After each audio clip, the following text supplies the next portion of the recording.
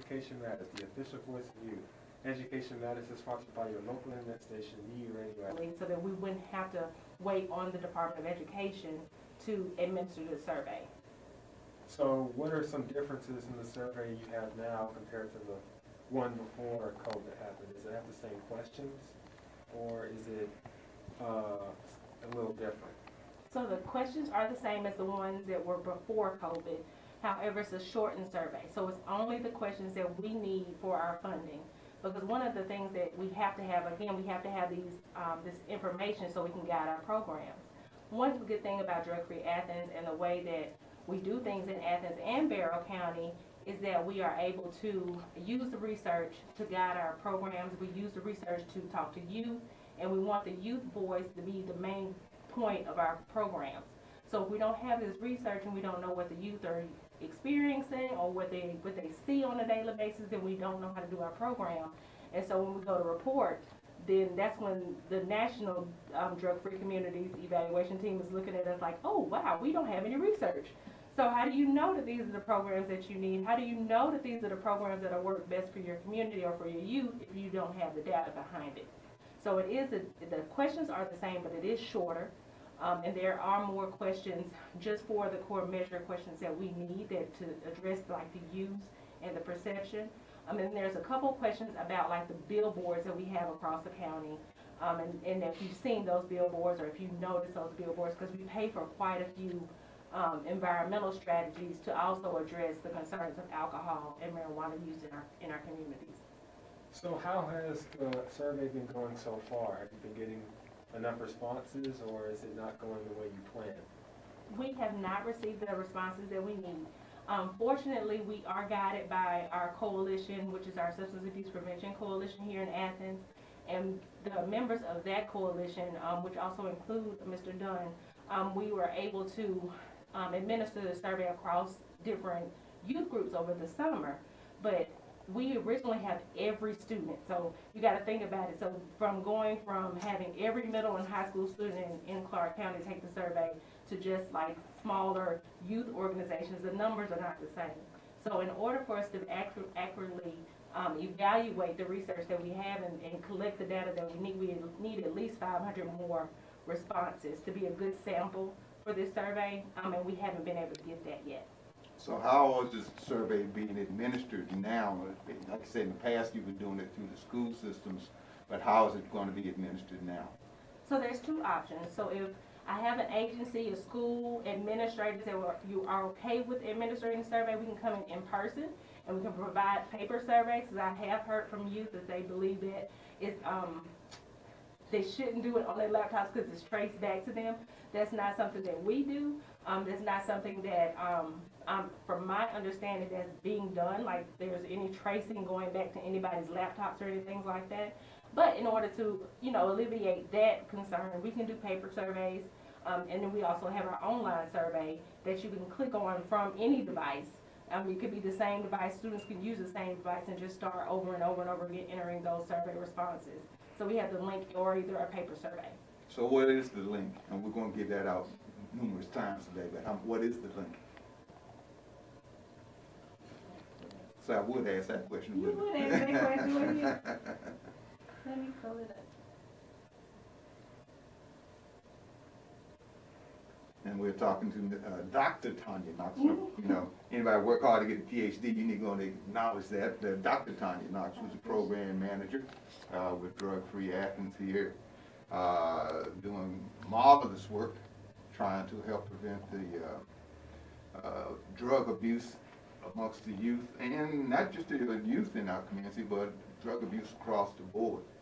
And right now she's looking for a link to a survey that we need youth in our community to complete in order to provide research that would guide the actions and the implementation of programs on behalf of this organization, Drug Free Athens. And you still looking? Well, okay. I got it. It's coming up slowly. Yeah, it's typical. It's typical. Whenever you need something immediately, you get it 50 hours later. So. But let me ask you, Frederill, some of the questions that I've seen on the survey, not that I could take it, but I did see over the summer when we had some of the kids in the summer camp taking it. They ask about your awareness of messages about drugs in Athens. Like one I remember distinctly was that there's a minority of students who admit to taking marijuana. But have you taken the survey in the school, and what's been your impression of taking it in the schools? So no, I haven't taken the survey. It hasn't really been mentioned anywhere in the school. I haven't gotten any emails relating to the survey. If you asked anybody that goes to school with me or anybody who works at the school, they probably would never hear of it. No, I'm talking about in the past, not this year. Oh. Because in the past it was administered through the schools. Well, when I last took it, you're kind of taking me back because I don't really remember a lot of the surveys they take out because usually it's during like an advisement period when we don't have work or anything. But I can say that from my responses, no, I don't, take any drugs or anything like that. But in regards to people who answer those questions, who may or may not, who don't want to say yes because they fear that they might, the information that they have might get out.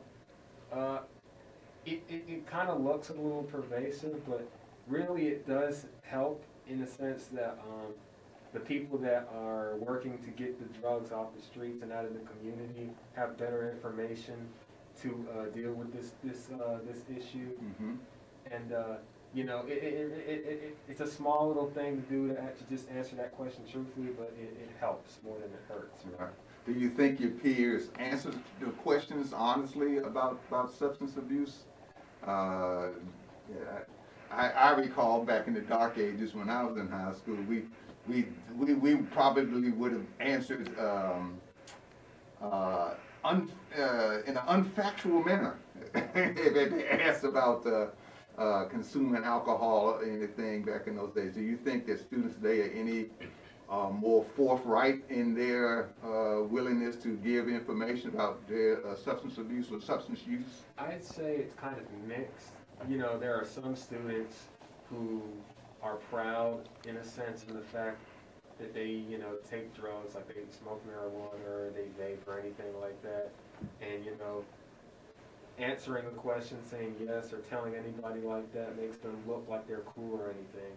And then there are some students who are secretive about that kind of thing, who don't want anybody to know in fear that they will get arrested because of that. So yeah. Okay, so Ms. Dr. Knox, you found the link there? I do. Okay. So this is our Athens Clark County survey. So this one is only for Athens middle and high school students. So any students grades 6 through 12 can take this survey, and the address is tinyurl.com/local-2021. So that's tinyurl. So that's TINYURL.com/DFA-local-2021.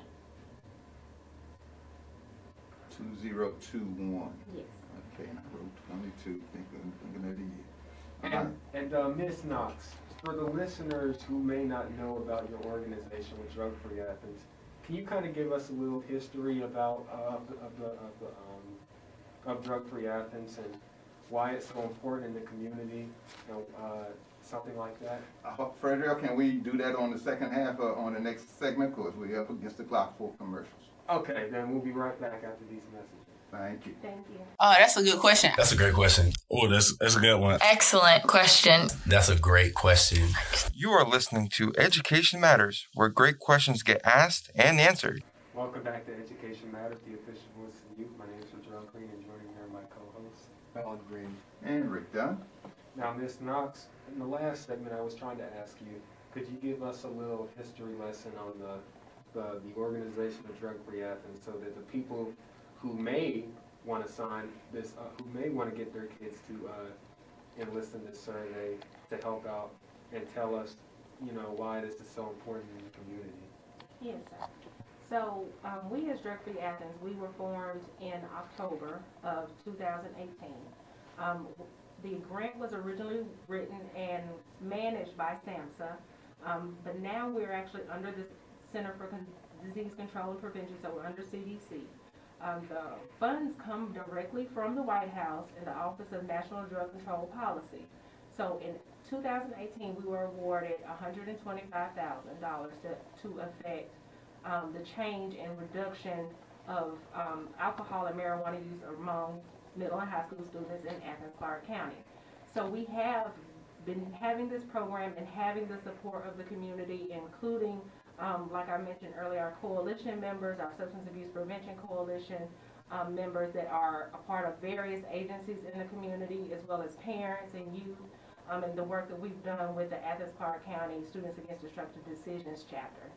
So we also have youth that are working with us to help provide peer education and to talk to their peers about different things related to alcohol, marijuana, and other drug use. So this is a program that is one of very few. We are, like I said, we are funded directly from the White House, which is a part of the Drug Free Communities Grant. We have had it since 2018, but we're going into our last year of funding.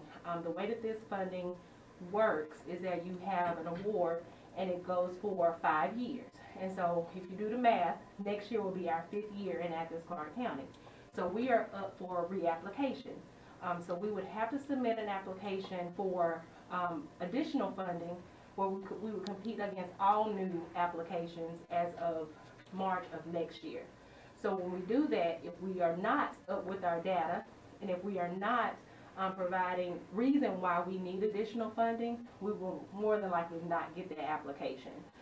For the next 5 years, which would be years 6 through 10 for us, we would have that award at $100,000. So we're losing $25,000 each year, but it still would allow us to do different programs in Athens, Clarke County.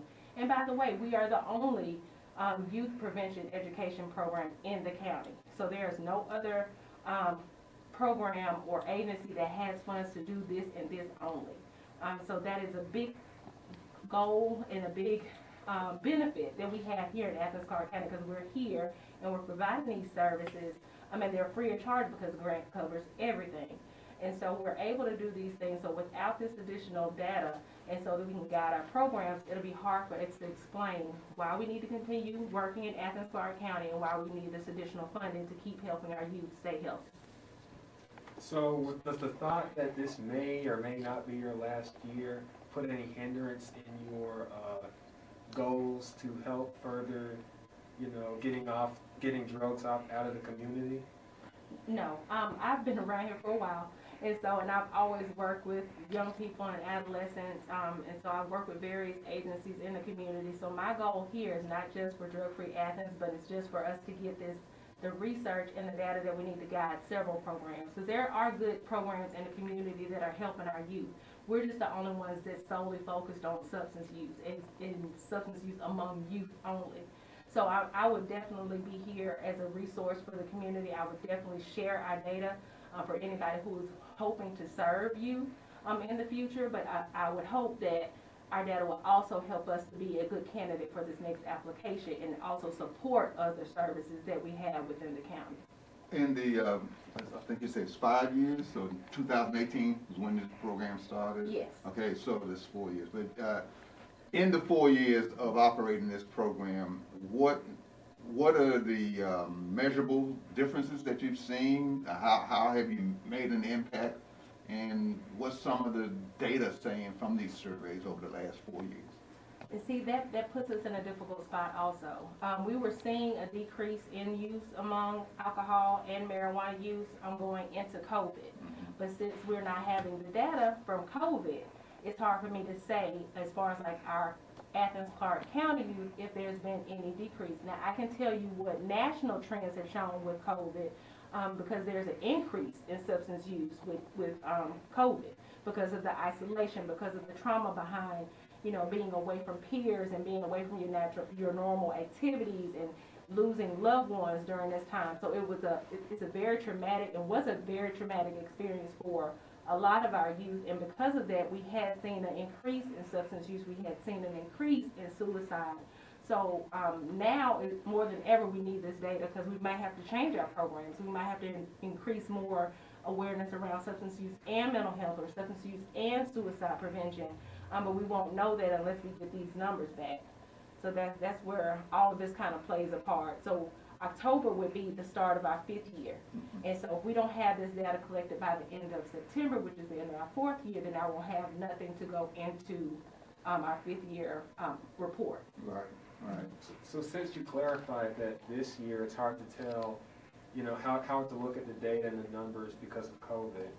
In previous years where, you did have the data, what are some drugs that were most common in Athens?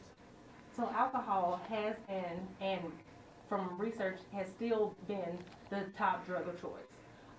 Not knowing if it's just completely access, not knowing if it's related to like sporting events or school activities, but alcohol has always been the top for Athens, Clarke County.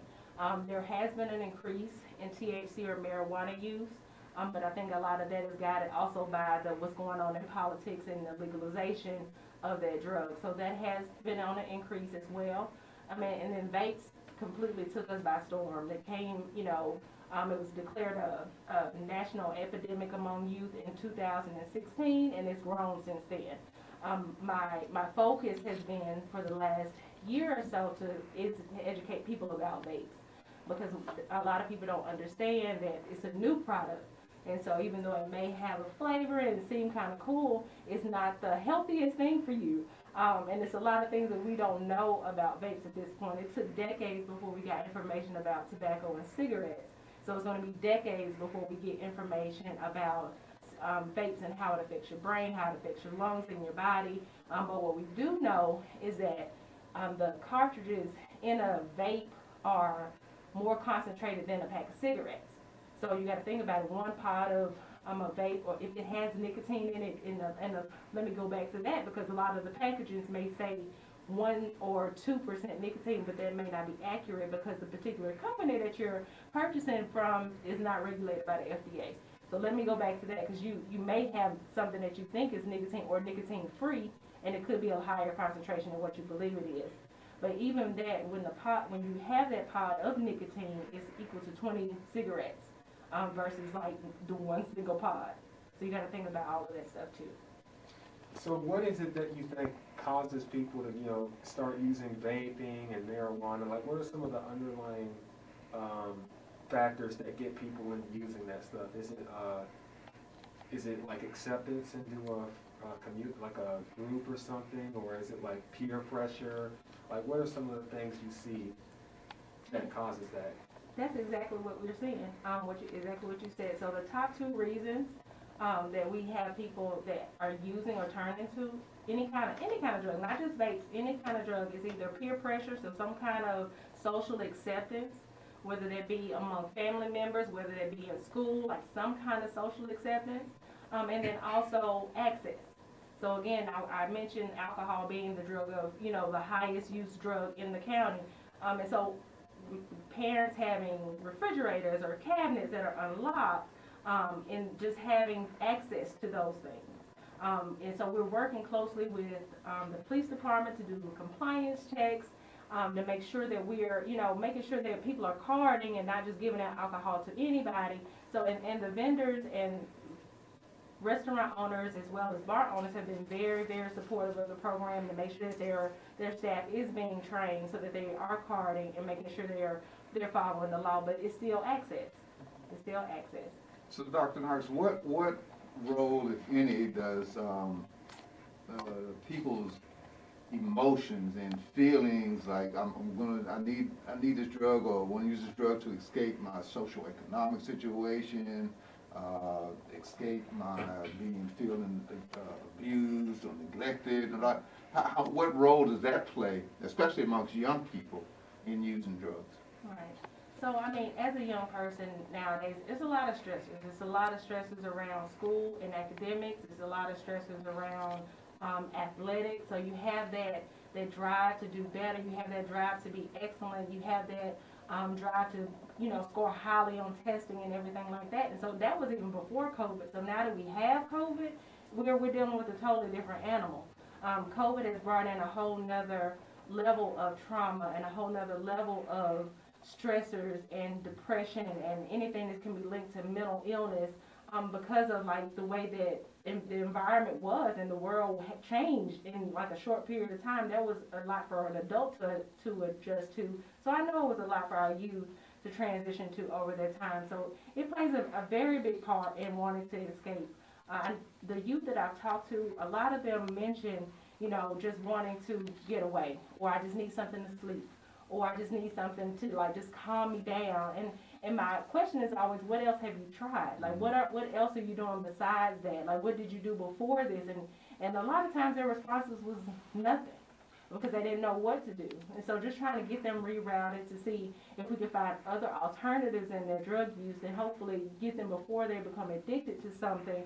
Because as we know, like a lot of these drugs are gateway drugs. Alcohol is a gateway drug. Marijuana is a gateway drug. So if you start with one of these substances, you're more than likely going to start with something else when you reach that plateau and it's not doing anything else for you. So we were trying to get to everybody, all these youth, before they progress to something else that's even more harmful. And following up with that, we talked a lot about the usage of marijuana and vaping and all those other drugs. But what about the usage of, like you said, more serious drugs like crack cocaine or methamphetamine? What have the numbers been looking like here with that? So we have seen an increase in across the board. So I'm not just talking about just Athens, Clark County, but an increase in heroin, increase in crack, and an increase in fentanyl. So I don't know if you all are familiar with fentanyl, but fentanyl is an opioid that was prescribed. And it was usually like in a patch form or a oral, like a lollipop form. But now it's being transferred and transformed into like different forms, and it's being found in a lot of things. It's being found in pills. It's being found laced within different other drugs, like in vapes, in marijuana. So you're finding fentanyl in more places than we ever thought it would be. But of course, like now we're behind the 8 ball, so we're trying to catch up. But yes, so definitely like fentanyl and all these other drugs, they're easier to come by. So access, of course, is an issue, and they're harder drugs to deal with. And so once our youth potentially start on any of those drugs, it's not a good look for anybody. Thank you, and we'll be right back after these messages. Oh, that's a good question. That's a great question. Oh, that's a good one. Excellent question. That's a great question. You are listening to Education Matters, where great questions get asked and answered. Welcome back to Education Matters, the official voice of the youth. My name is Latrell Green, and joining me are my co-hosts, Fallon Green. And Rick Dunn. Before we continue today's show, we will have Fallon Green with our To Your House.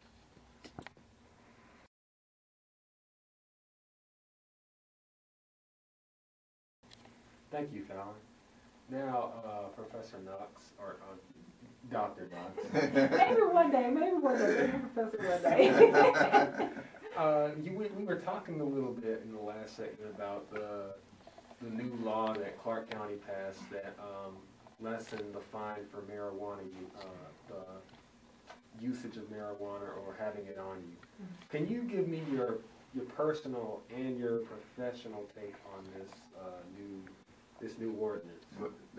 And just for background information for those who might have, the Clark County government has basically decriminalized the possession of less than an ounce of marijuana. I think it's a $35 fine, and there's no other penalties associated with it, like drug school or anything of that nature, at least not that I'm aware of. But basically they pretty much technically decriminalized less than an ounce of marijuana. So now what's your opinion? Right. So for me, my professional path, we don't want any youth using drugs, period. Like if it's not prescribed, if it's not something that is approved by their parent, it's something like a cold or something like if it's something like a OTC medication or prescribed medication, we're fine with that. But we don't, as far as drug-free Athens, we don't want youth using illegal drugs or using prescription drugs that are not prescribed to them for recreational use. So that being included, marijuana. So for us, we don't want the use of marijuana to increase. We don't want more youth to feel like it's okay to smoke marijuana because it wasn't okay before, it's still not okay. A lot of information about marijuana can be misleading. It doesn't, a lot of times youth don't understand, like it decreases IQ. People who are driving intoxicated, like there's still a form of intoxication, still slows down your reaction time when you're driving. So that's why you're seeing more automobile accidents in the states where it's been legalized, because people are driving under the influence of marijuana. So just understanding like how it's turned in other places and how marijuana affects the brain and the body already for youth. We don't condone the use of marijuana. We don't want people to feel like it's okay to use it. However, if we are seeing a youth that is using marijuana, my first question is why? So why are you using it? Are you using it to self-medicate? Are you using it because, you know, somebody told you it was cool to do? You tried it one day and you haven't been able to stop? Like, what is it? Because I have a lot of youth also that I feel like they're not addicted to it, but when I ask them to stop, they're unable to do so. So just trying to get to the bottom of why it is that our youth are using these medications. What can we provide them as a resource to say, hey, you know, like you had a joint. I get it. So now that you have a joint, what are we going to do about it? Are we going to continue to use this medication, or are we going to try to do, or this drug, are we going to try to get on something that is helpful to us? So like if we're trying to self-medicate because we have a mental illness, or we believe that we need to go see a psychiatrist and talk about some things, let's get that set up so we can figure out if we can get something prescribed for you to help you, or let's see if we need to find other resources to help you not feel like you need this particular drug. So just trying to get to that point. So that's a little bit of my personal and my professional there on the end. Just making sure that we understand why people are using the marijuana and why it is something that more people are using around Athens that are younger people, and to try to get to the bottom of that. So offering other resources. We've worked closely with the district attorney's office. We've worked closely with juvenile court to try to provide like a diversion program for youth that have had any kind of substance-related use. We've worked closely with the Clark County School District to provide diversion program for youth that have been found with a substance on campus. So just making sure those resources are available. So in order for us to continue those resources, I go back to my original ask, we need the survey data.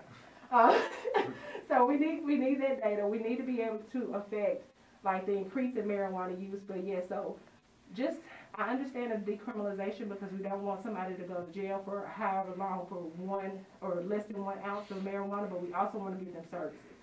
We also want to make sure that they have the resources that they need, so hopefully they don't get caught in the same situation twice. But yeah. Going back into what you were talking about, the list of people that you and your organization have worked with to help you, how would you describe, you know, the amount of support that you think that you and Drug Free Athens have been getting from outside sources like the school district, the county government, and so on?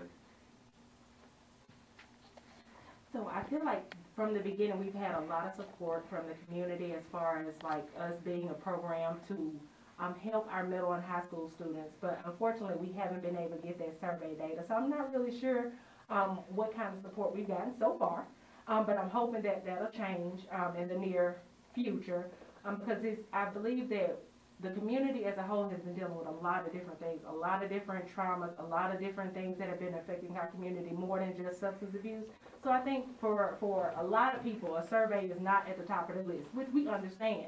But we also understand that substance abuse is linked to so many other things. It's linked to gun violence. It's linked to suicide. It's linked to mental health issues. It's linked to all, you know, the decrease or increase of academia and making sure we have a higher graduation rate. Like all of that stuff is linked to substance use. So making sure that we affect and change that piece will ultimately change a lot of different things in our culture.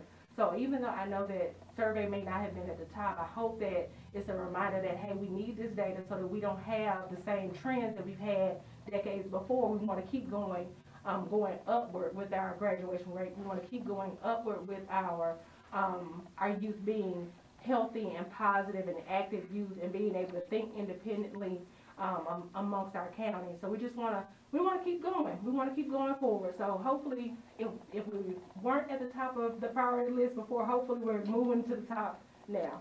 Speaking of community support, if someone has a church organization or a youth-based organization and they would like to provide a link for their children and their programs to take this survey, how could they get that link from you? Yeah, so either you can take it when I say it, or you can email me or call me. It doesn't matter. I will come to you. That's how passionate I am about getting this survey out, and that's how passionate I am about getting the data so we can help our youth.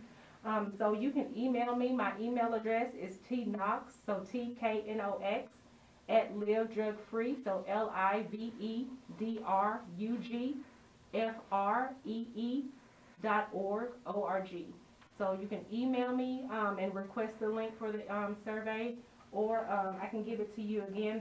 That email address or the link to the survey is tinyurl.com/dfa-local-2021. So that's tinyurl.com/dfa-local-2021. And so you can even go to the link and do it on your own without me even knowing. So because we have evaluators that are looking at the link, so when you start putting in your information, it'll say new survey, and so then they go in and analyze it from there.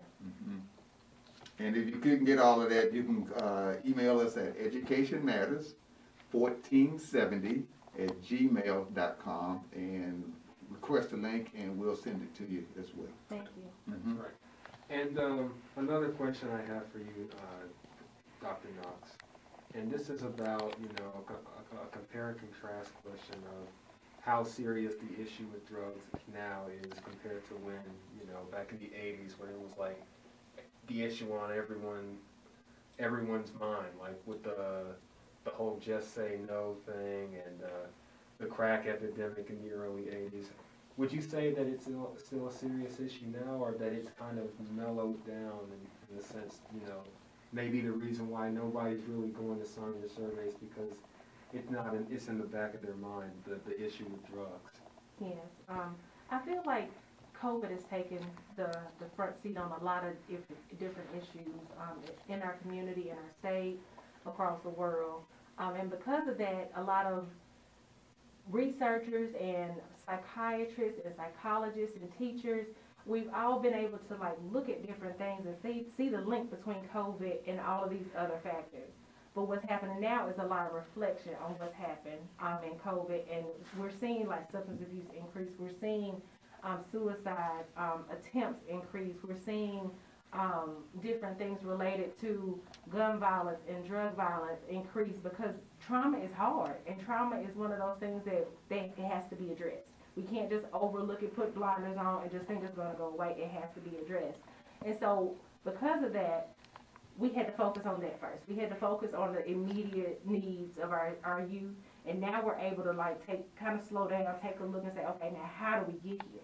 Now what can we put in place in order to prevent that? And so again, I'm hoping now that we're back in school in person and we're able to do things similar to what we did before, that hopefully we'll get back into the idea of saying, hey, we need to put this at the forefront and make sure that our students have all the services that they need. Make sure it's more of a holistic approach and not just treating the symptom itself, but trying to figure out how they got to this symptom and how they got in this place and figuring out how we can adjust that from there. Thank you. I'm going to be right back after these messages. Oh, that's a good question. That's a great question. Oh, that's a good one. Excellent question. That's a great question. You are listening to Education Matters, where great questions get asked and answered. Welcome back to Education Matters, the official voice of the youth. My name is Drug Free, and joining me are my co-hosts, Alan Green. And Rick Dunn. Before we continue today's show, I will give us our word of the week. The word of the week today is abysmal. Abysmal meaning extremely bad and appalling. And now we will have Alan Green with our history fact.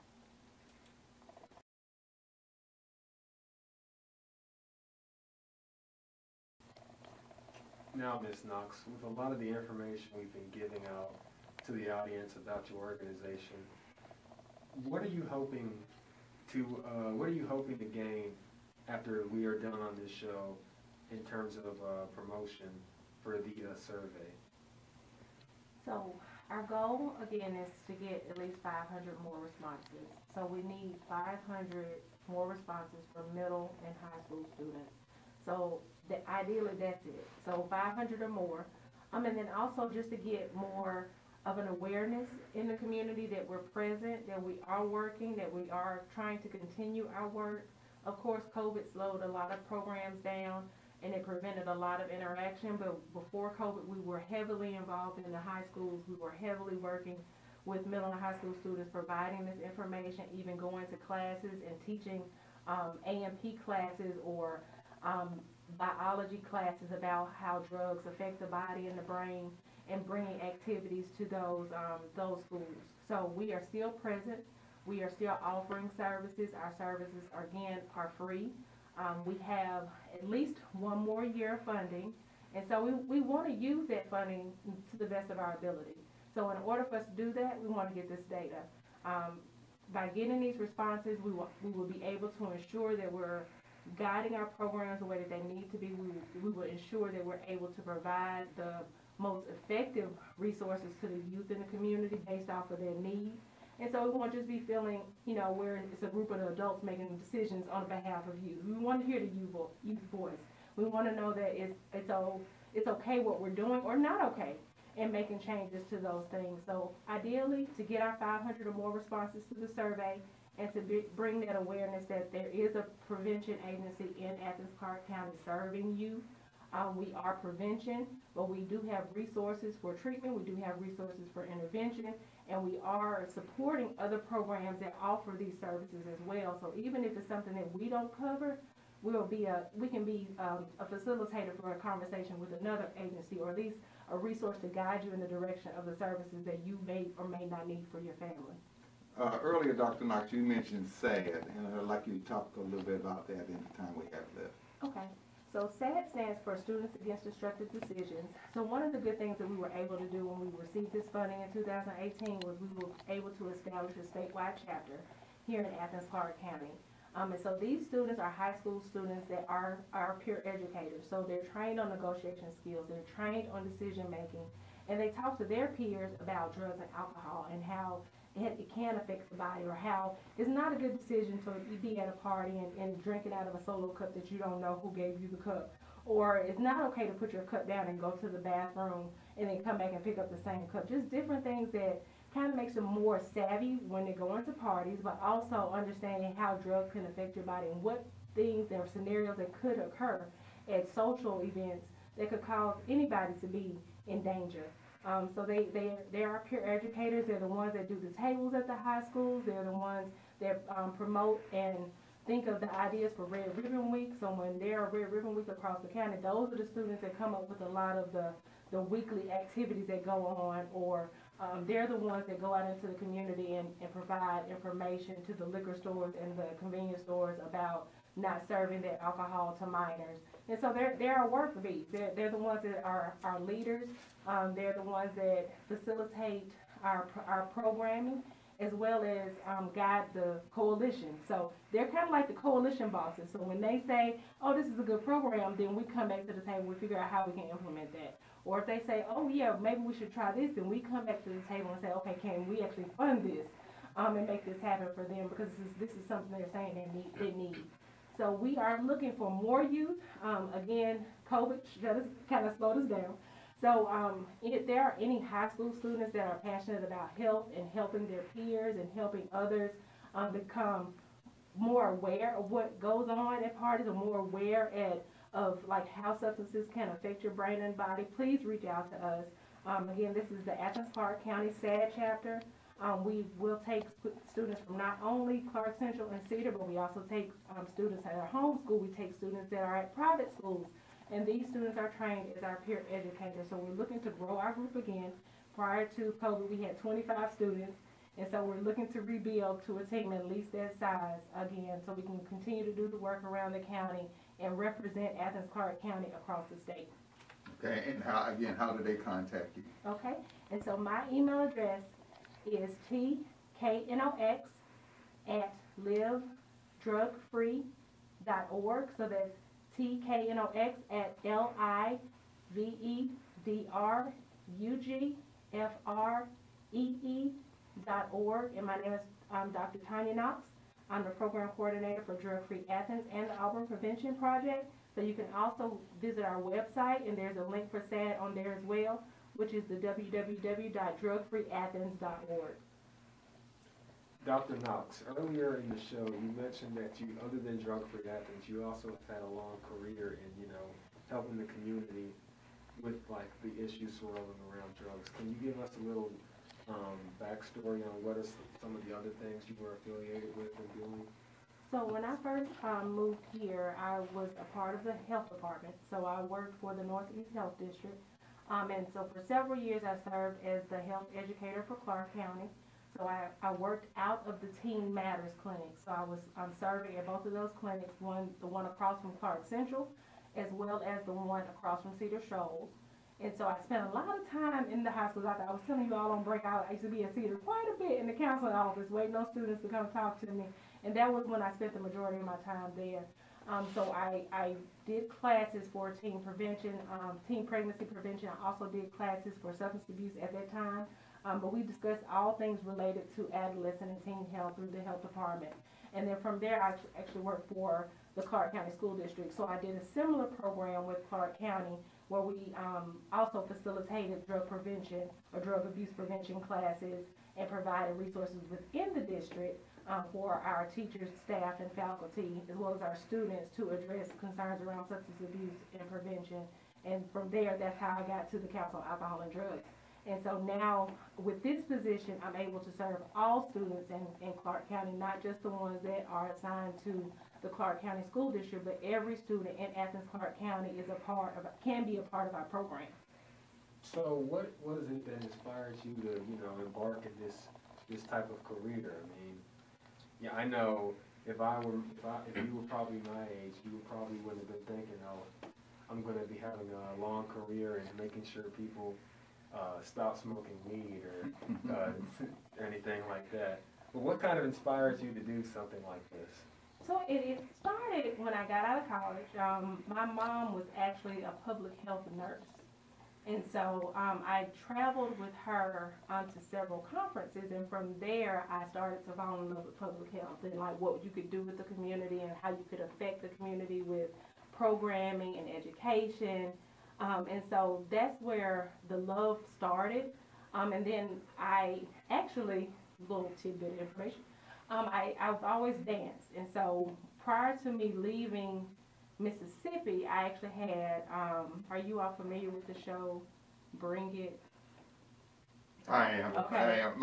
In fact, my granddaughter is in a program, a Bring It type program in Atlanta. Mm-hmm. Okay, so I was one of those coaches for my team. And so I actually worked or competed against that team that's on that show.